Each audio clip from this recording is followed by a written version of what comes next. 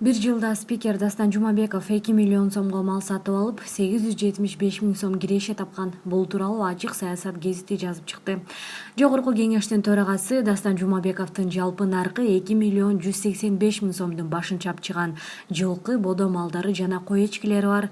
Бул тууралуу башкы эл өкүлү 2018 жылкы бирдиктүү салык декларациясында көрсөткөн. Бирок мынча көп жандыктарын кайсыл жерде багаарын белгилеген эмес. Спикер бир дагы жер тилкесин, чарбачылык мүлктөрүн декларацияга киргизген эмес.